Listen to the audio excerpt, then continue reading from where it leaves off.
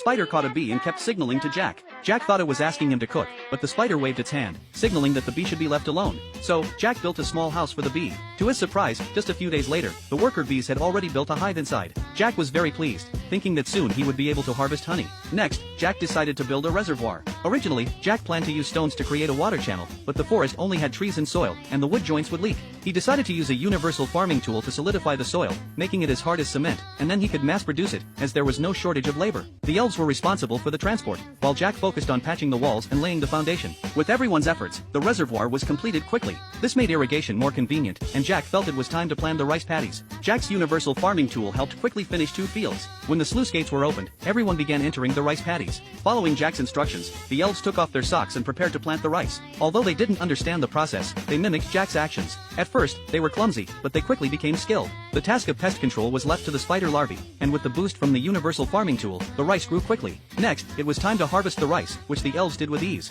A few days later, after the rice was dried, Jack turned the universal farming tool into a threshing machine. The girls didn't quite understand but thought it was magical. They then sifted out the debris, used a stone mortar to hull the rice, and a wooden pestle to remove the bran. When Jack saw the shiny rice, he was so excited that he nearly cried. But the rice still needed to be cooked. He started by simmering it on low heat, then boiling it on high heat, and finally simmering it again. At last, the miracle happened. Since there were no side dishes, Jack molded the rice into balls, filling them with pickled salted fish. After tasting it, everyone immediately loved the flavor. Jack didn't even try one himself. Though he hadn't tasted it, seeing the happy expressions on their faces made him feel it was worth it. The next day, Jack and the elves planted rice again. When everything was done, Jack realized that no matter how dirty the elves were, they could instantly clean themselves with magic. But only he needed to wash himself. So, he decided to build a bathhouse. Although the elves didn't know what a bathhouse was, they followed Jack's instructions and finished it. Jack was especially satisfied with the size of the bathtubs. But a new problem arose. The bathwater and waste would directly flow into the river. The angel, however, said that all they needed were some cleaning slimes, and that would solve the problem.